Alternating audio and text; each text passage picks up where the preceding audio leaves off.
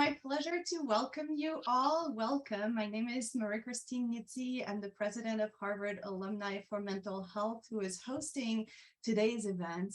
And today we're going to be discussing how to empower ourselves to cope with challenges and problems of everyday life in 2022 and beyond.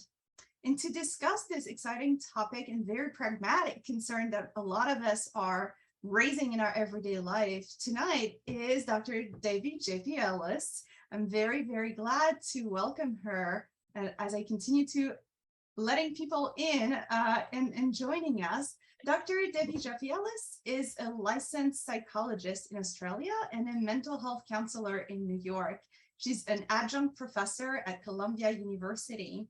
She has a doctorate in alternative medicine from the Indian Board of Alternative Medicine in affiliation with the World Health Organization, from whom she also received a gold medal in 1993 in recognition of her service to the field of alternative and holistic medicine. Dedicated to her husband, psychologist Albert Ellis, they worked together for several years, giving public presentations and professional training on rational emotive behavior therapy, REBT. She continues to present, practice, and write about this groundbreaking approach of REBT across the globe at her private practice in New York City. And tonight, I'm very, very excited to bring you, audience of Harvard Alumni for Mental Health, for this special event. Dr. Debbie J.P. Ellis, thank you so much for joining us tonight. Thank you so much, Dr. Nissi, for inviting me to be with you. It's such a pleasure to be with you and with those who are present. And you've told me that there are many people in other countries who are sleeping right now, but who watch the recording. So I want to say to them, whenever they're watching, hello, and great to be here. Yeah, it's a demanding time in human history, but then was there ever a time where there weren't challenges to humanity and other creatures on this biological planet?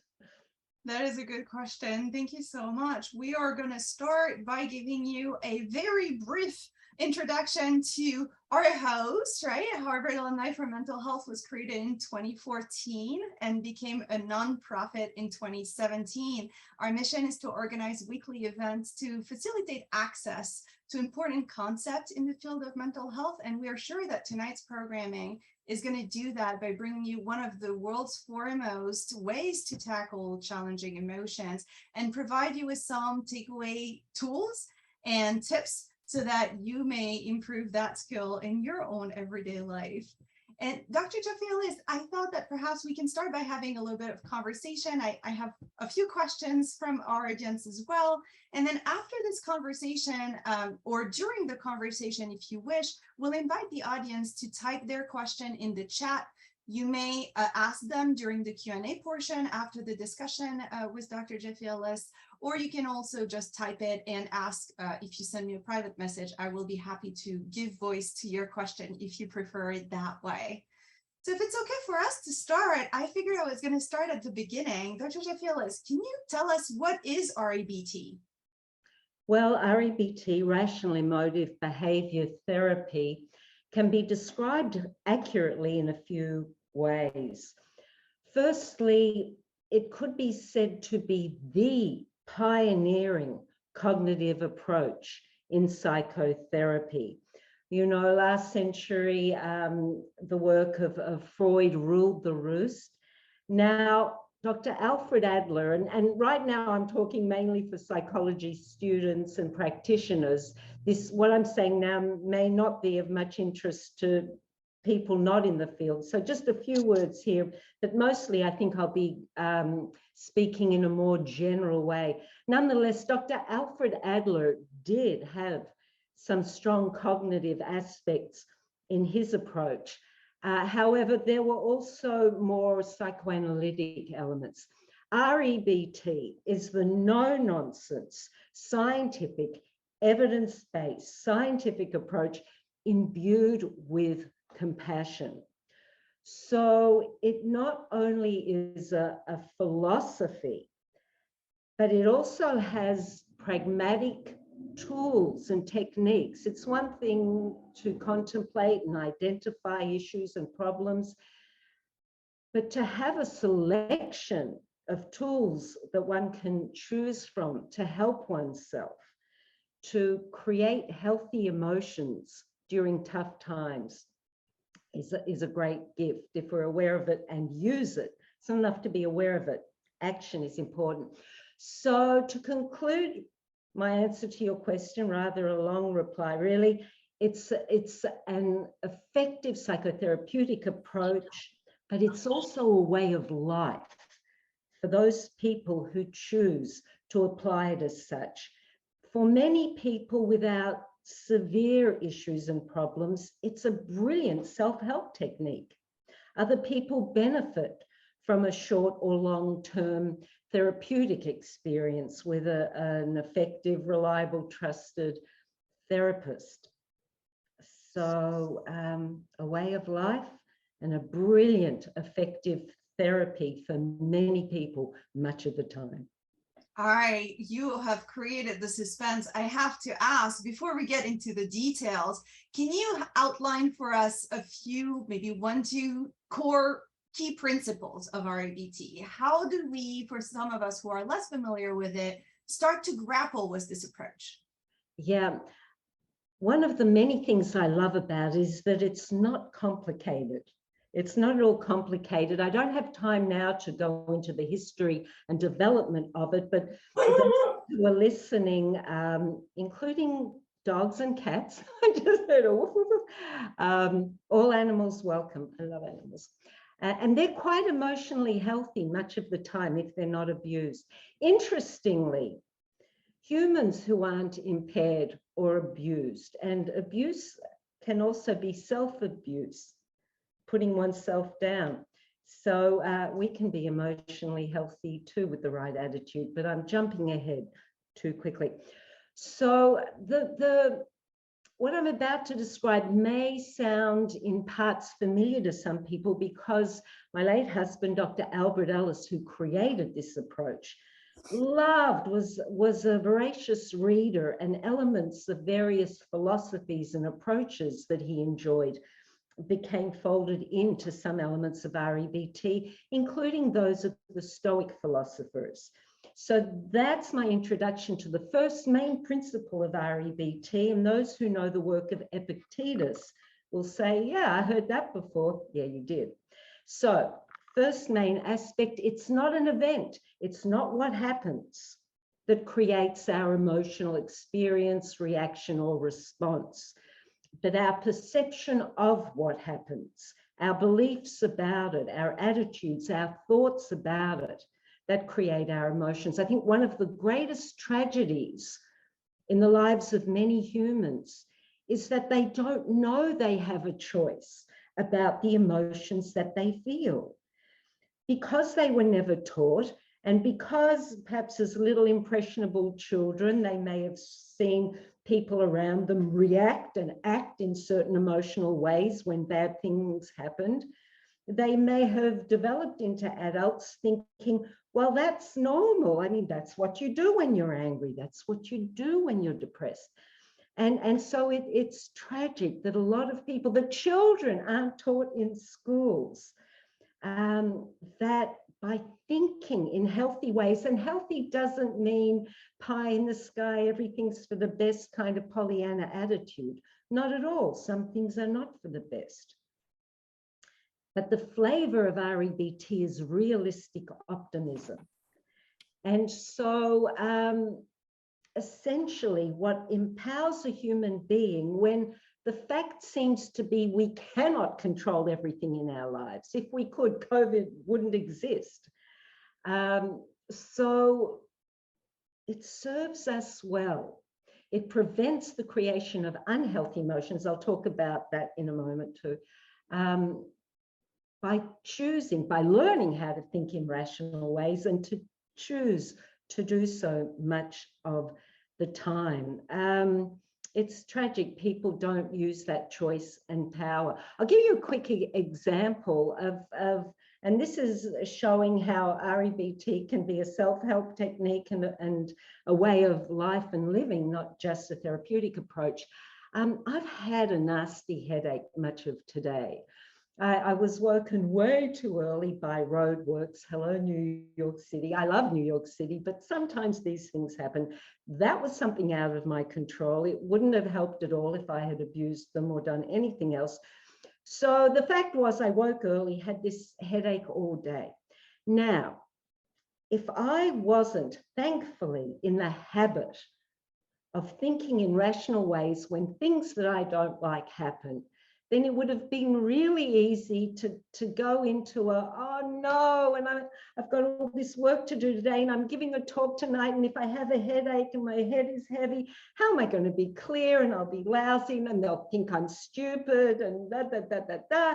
And thinking in that way, I might have felt anxious or hopeless or ashamed. Oh my God, Dr. Nisi invited me. She thinks I'm this famous, brilliant presenter, and I'm going to be, and misery.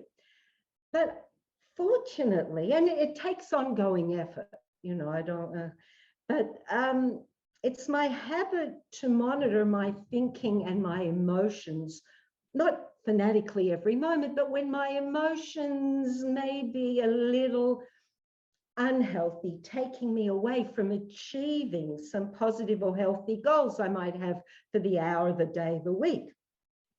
And so I talked to myself and I reminded myself, look, it's not the end of the world if I have a headache and I don't do a very good job. And worst case scenario, if I do a lousy job and some people don't like what they're hearing, they can leave the event and probably won't kill them. And then I'm thinking, but there's no evidence that even with a headache that I won't be able to impart even one thing that can help someone. So let me shut up my stinking thinking. Later I'll try to have a rest and meditate and see if that helps. And I did, and it did. And I feel much better now. So that's an example. It's not complicated, right? It's an awareness and it's a decision, it's a choice and it's an action. Okay, so continuing with some of the basics of REBT. Shall I try to rephrase for the audience that maybe is listening to you for the first time as you are marking these different principles? Is that okay for you if I try? Oh, please, yes. Yeah, welcome to do anything. And if you turn the music on, I'll even dance with you. You'll tell me, we'll turn it back on at the end of the event. So I heard you say, right, with this Stoics principle that bad things happen. Things that are out of my control happen that will likely trigger a sad, angry, or frustrated response. And noticing when those happen as they happen in the world is one thing, but then opening that space that my response to these events is something I have a say in, and that I may not be determined to feeling sad or angry about it, but instead choosing my own response in a way that leads me to preserving the goal I had for myself for the day. Is that one way to express it? It is choosing the way we think about what happened, and that will influence our response. Indeed, we have a choice. When we know we have a choice, when we don't know we have a choice, we don't have a choice, really. Yes, yeah. No, that's really clear. Yeah, thanks, Dr. Nitsi. Thank you. Yeah, so yeah. Shall Please. I? Yeah, and come on in every time you feel like it, please. So the next aspect, reminder, element of REBT is that when we think in healthy, rational ways, in response to a bad thing happen, not getting what we wanted, or something happens like COVID or the death of someone or illness, you know, something happens we didn't want. When we think in rational ways, then we create what REBT calls healthy negative emotions. Negative in this context doesn't mean bad, but not pleasant. And conversely, when we think in unhealthy, irrational ways, which I'll describe what's irrational thinking, then we create what REBT calls unhealthy negative emotions. Let me define the unhealthy versus the healthy negative emotions. And this is one of the many gifts of REBT, because many approaches, be it in coaching or psychotherapy, self-help, will define positive versus negative emotions. But Albert Ellis was the first one to distinguish under the umbrella of negative emotions, the healthy versus unhealthy. So what am I talking about? Let's start with the unhealthy ones. When we think in irrational ways, we can create anxiety, panic, fear, hopelessness, depression, despondency, rage, guilt, and shame. If there's anyone who thinks any one of those is healthy, perhaps this is something we can talk about later. I disagree. Now, when we think in healthy, rational ways about the same circumstance, then instead of anxiety, panic, fear, we're likely to create healthy concern. Concern is good. It's motivating. It can get us, spoiler alert, I'm about to use not so colorful language, it can get us off our asses to do something or consider, how can I do better? How can I prevent something bad next time? So concern is healthy. REBT isn't about creating some neutral, everything is fine. So not at all. REBT invites us, as the fallible humans that we are, to allow ourselves to experience the variety of emotions that we're capable of experiencing, but to remember that we create them. So let's think in the ways that enhance our lives. Okay, so when we think in rational ways, instead of hopelessness and depression and despondency, we create appropriate grief, sadness and disappointment. If we didn't get something we wanted, sadness and disappointment might motivate us to reflect. Well, might I be able to do better next time? Is this just not my thing? Had I better let go and focus on something else? Grief. Grief is married to our love and gratitude for that or whom we've lost through death or distance. And in the early stages, yeah, it's painful, it's raw, and it can be hard to distinguish between grief and depression in the early stages. But as the weeks roll along, in time, the pain of grief becomes less raw. And over time, as I said, it can evoke gratitude and acceptance. We're all going to die. Unless science comes up with something really quickly, it's likely that the lives of each of us are finite. And so perspective here, yeah, we've lost someone way sooner than we wanted. However, and then with a healthy attitude, not going to be happy about it in all likelihood, unless that person was suffering very much. REBT is not black, white, absolutistic. However, back to the emotions. So healthy grief, sadness, disappointment. When we think in rational ways, instead of rage, which does more harm than good, REBT asserts we create what's called healthy anger. What's that? It's that emotion we create that's connected to our moral compass.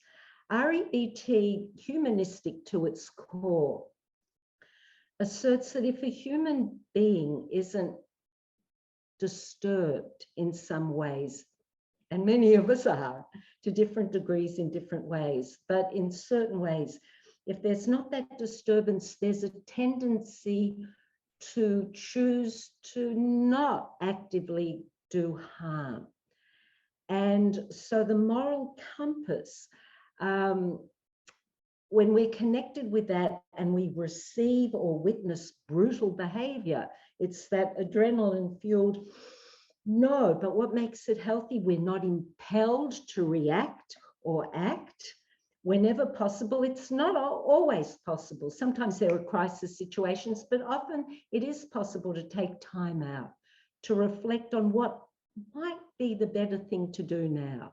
I don't want to say best as if there's one best thing, but run for the hills, call the police, meditate, run around the block, whatever, talk to the person. So we don't react, and we do the best we can as fallible humans to choose actions that, best case, will help heal, change a bad situation.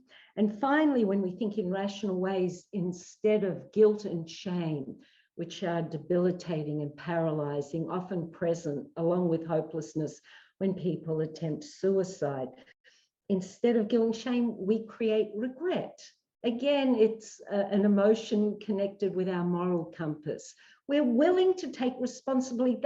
That's what REBT wants each one of us to do, to take responsibility for creating our own emotional destiny by choosing the way we think. And so, as fallible humans, we're likely to fail at things, make mistakes, act badly to others, either intentionally or, as it turns out, unintentionally, but we look back and, wow, I wish I hadn't have done that, And so regret is helpful. It gives us an opportunity to attempt to make up for it if it's concerning other people to apologize or what.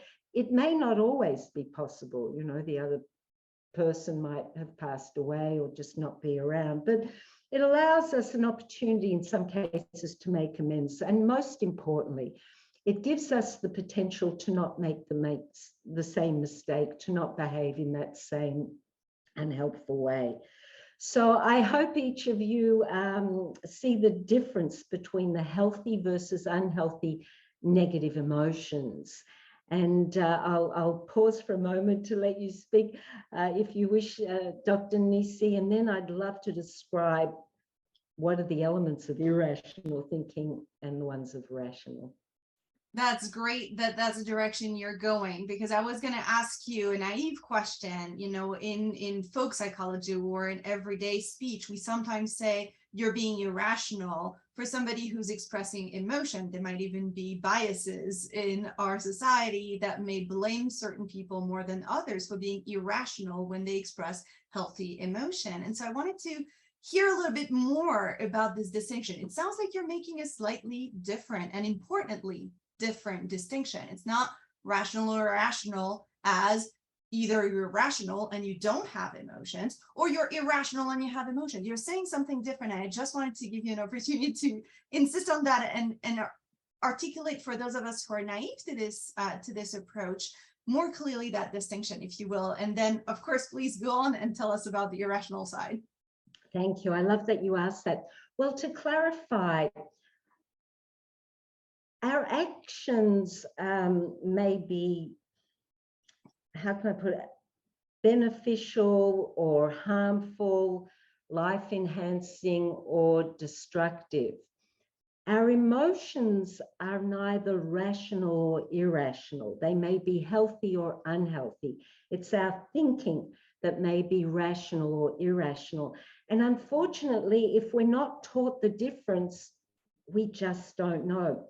And general semantics is a very important part of REBT, paying attention to the meaning of the words, not only that we speak, but more importantly, that we think.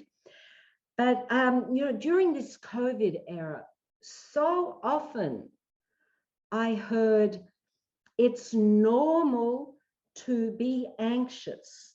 It's normal to be anxious at this time.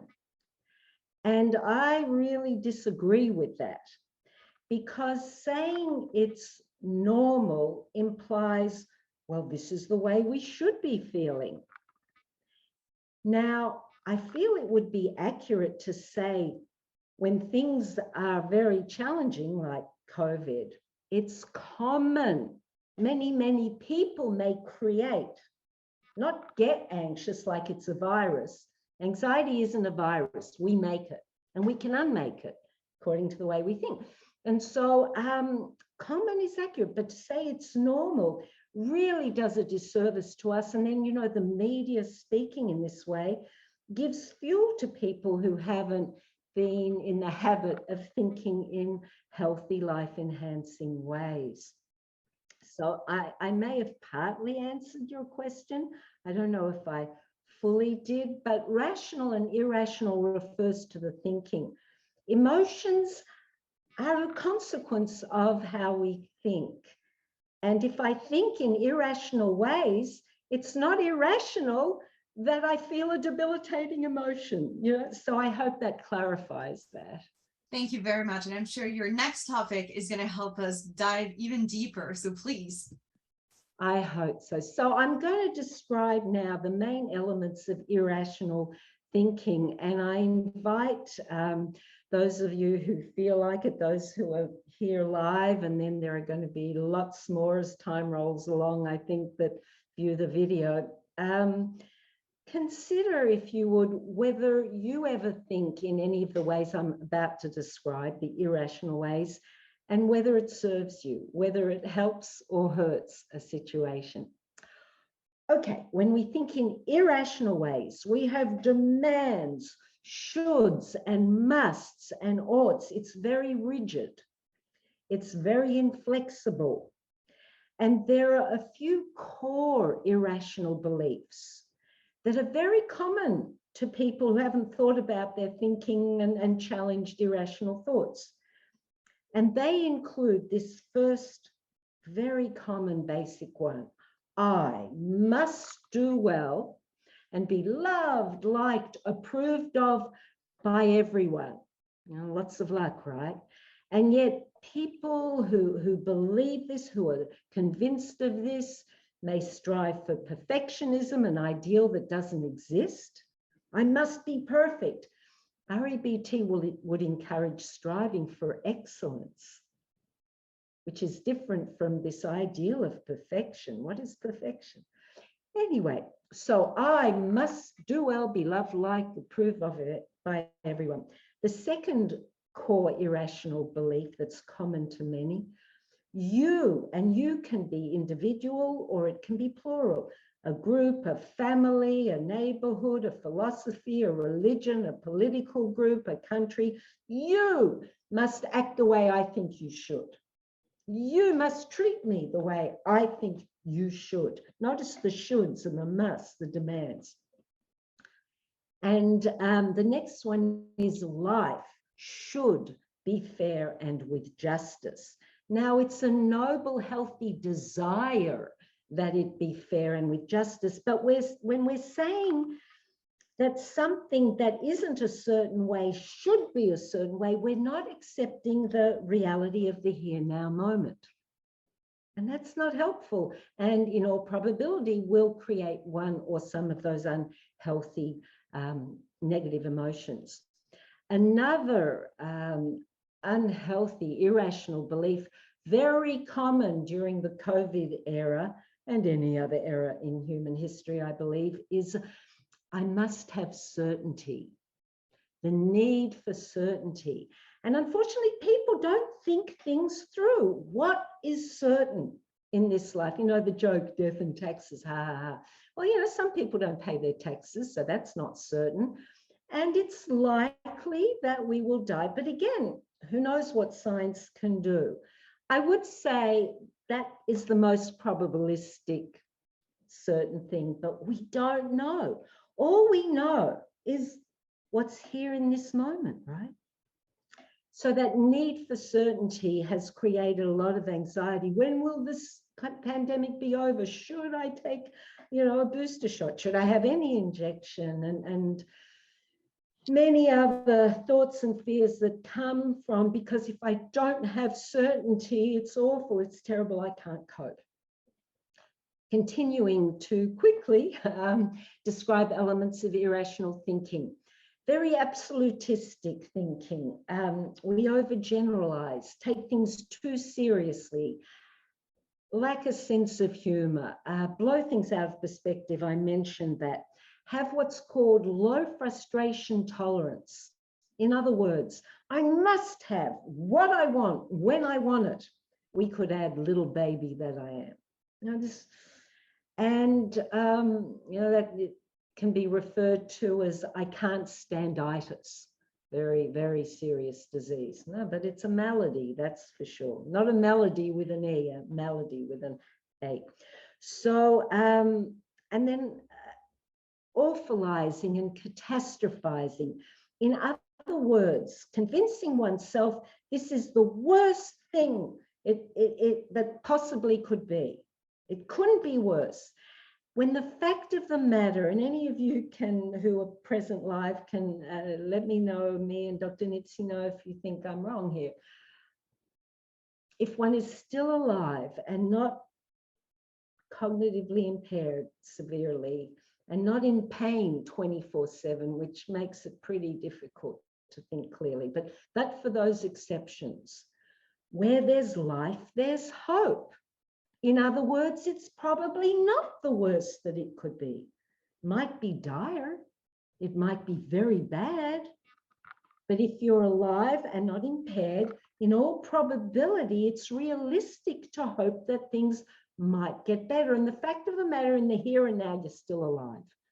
And there may be possibilities. And there are many examples of humans who've gone through hellish experiences in wars, in concentration camps. My own parents survived concentration camps in World War II. Nelson Mandela, the Dalai Lama in exile from his home country, and not only survived difficult times, but, and I will say primarily because of their attitude, went on to create meaningful lives. So the final element of irrational thinking is damnation. Damnation of oneself and of others and of life when things don't go the way they think that the things should go in, don't go in those ways they should go. So if we think in any and all of those ways, we are likely to create one or other of the unhealthy, debilitating negative emotions. And there's no time now, but there's indisputable evidence that if we are creating chronic, unhealthy, negative emotions, it affects the body, the mind-body emotion behavior, in a sense. Connection is irrefutable, proved by science. A dear, precious friend of mine is present, who is a cardiologist, and shared with me once an article in the Journal of the American Medical Association demonstrating that people who practice daily gratitude have healthier cardiovascular systems. So anyway, that I hope is a clear enough, quick description of irrational thinking. Now, rational thinking that creates the healthy negative emotions, the opposite to the elements of irrational thinking. We have preferences, wants, wishes, desires. But when I want something and it doesn't happen, I'm likely to make myself healthily sad, disappointed, maybe grief. But if it should be this way and it isn't, I'm likely to enrage myself or feel hopeless, you see? So rational thinking, preferences, wants, desires. We don't think in absolutistic ways. We don't overgeneralize. We have what's called high frustration tolerance. We remind ourselves, I can stand what I don't like. I just don't like it. We have a sense of humor.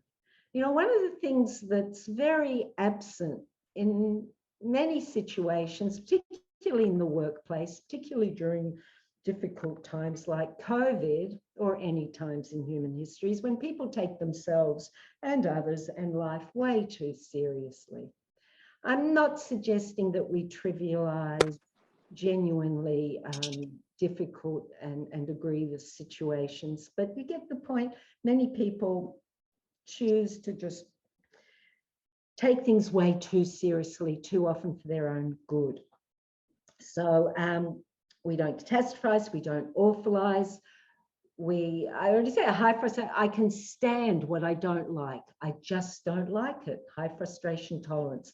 And one of the elements that REBT emphasizes more than any of the other cognitive approaches is the importance of creating, and it's an effort, and usually ongoing effort, to create unconditional self-acceptance, unconditional other acceptance, and unconditional life acceptance. That does not mean we accept rotten behavior, but it means that we're striving to evolve and grow as a human being and to accept that as a fallible human, I'm likely to make mistakes, but I still have worth.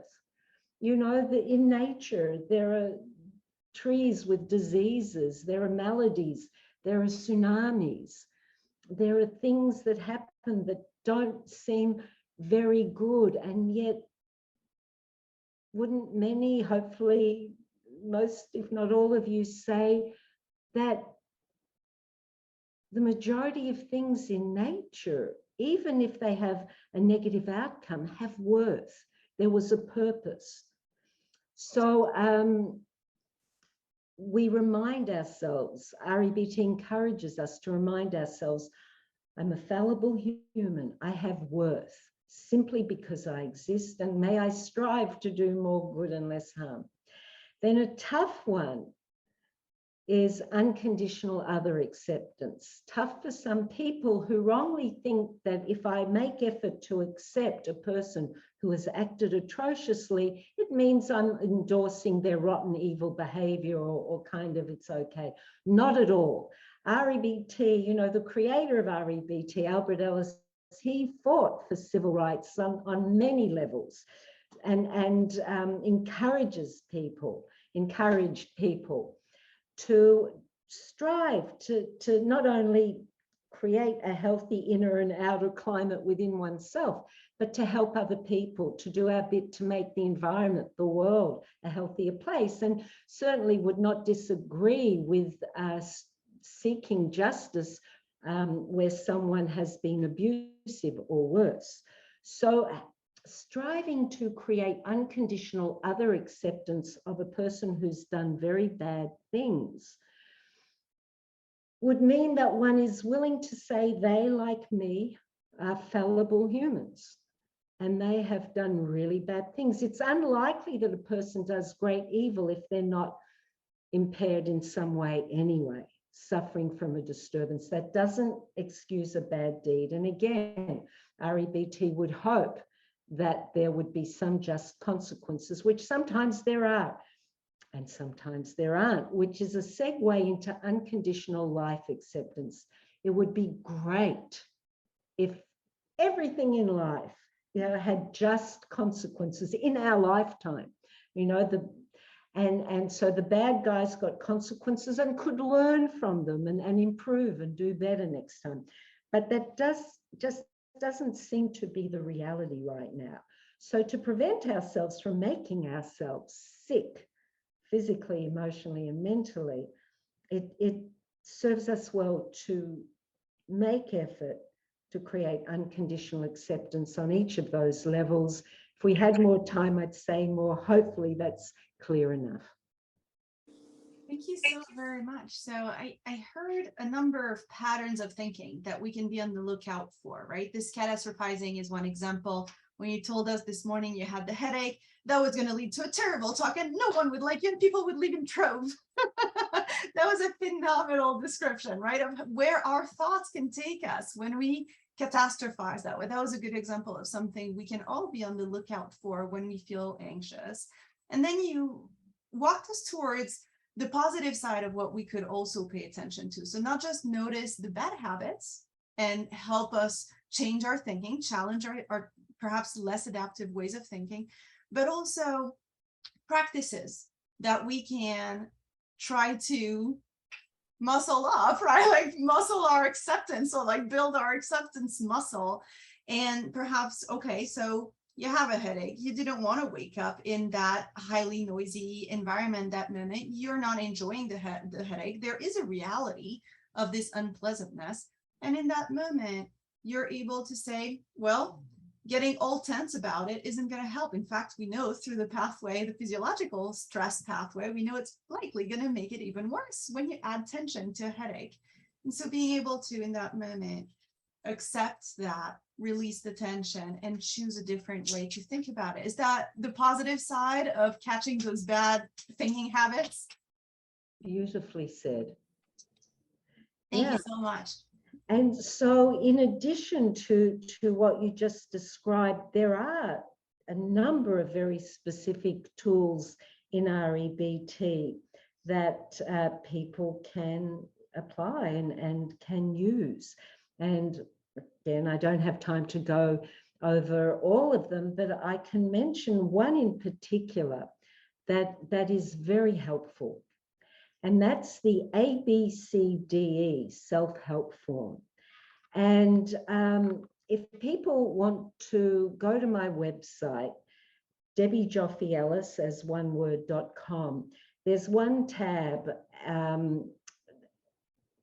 get the exact label, you'll find it, the self-care sheet. And that goes through what I'm about to describe very quickly. And so if a person is determined to work on creating healthier habits of thinking, which will create healthier emotions, which will create better quality of life, better health, and probably a longer life, then in a sense, being aware, and without awareness, we likely don't have choice, to monitor our emotions from time to time, not obsessively, but to use an unhealthy emotion that we recognize as the cue for asking oneself, what am I telling myself to create this emotion? It didn't come from him, her, COVID, or whatever's going on. I created it. Therefore, I can uncreate it. So what am I telling myself? So with this ABCDE form, one would be aware of the probable unhealthy negative emotion. So one starts off by writing. I recommend writing for the first few months of practicing this. And then one gets in the habit and can just do it in one's mind without writing. So, but writing initially, write down the A, which stands for activating event or adversity. What happened without, you're not writing a journal here, without embellishing, just objective, what happened? I failed my exam, I lost my job, my loved one died of COVID, I hate how I look, la, la, la, la, la. Whatever appears, it doesn't really create the emotion, but it appears to. And then one goes to C and clarifies what is the emotion? Why is this important? Because if one reflects and thinks, well, I'm really, really sad, that's not unhealthy. And so the next step would be accept, do some self-nurturing, do some self-care. This just happened. Sad is healthy. Now, hopeless, that would be a different story. So in the C, consequence, emotional consequence, identify the emotion. So let's assume it's one of the unhealthy ones. Then we go to B, which stands for beliefs or irrational beliefs. And we write down as many as we can think of. Now, sometimes if I'm working with someone, I might say, well, what were you telling yourself after that happened? And they might say, nothing. And so I probe a little further and say, what might it have been? And rarely, if ever, I can't think of an instance where they haven't been able to offer hypotheticals that turned out to be quite accurate. Well, I was probably thinking it's awful, it's terrible, you know, I'll never succeed in life, they'll always be horrible. So we identify as many irrational beliefs as we can. And then we get to the D, which is a very powerful aspect of REBT, the thoroughness and precision of disputing. You see, REBT doesn't just want us to replace irrational thinking with rational thinking. Ultimately, yes, but it also wants to help us get into the habit of not even creating the irrational beliefs in the first place. And if they lose credibility, then they're less likely to pop up. Now, habitual thinking, neuroplasticity, what we've told ourselves for a lot of months and years, likely will require more effort to challenge.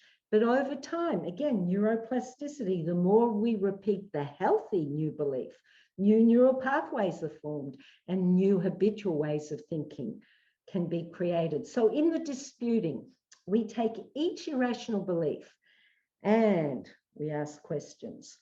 Where is the evidence? Where is the evidence that just because I want it to be this way, that it must be this way, and I can't stand it if it's not? Where is the evidence it'll always be this way? Like, who's got a crystal ball? And so is it helping me or hurting me to believe this? Where is it written? And this is in the, you'll see it on the website in the ABCDE description. Socratic disputing, logical disputing, pragmatic disputing. And as a result of doing that, then we come up with the E, which stands for effective new beliefs or effective rational beliefs. And again, they're not Pollyanna, everything's for the best.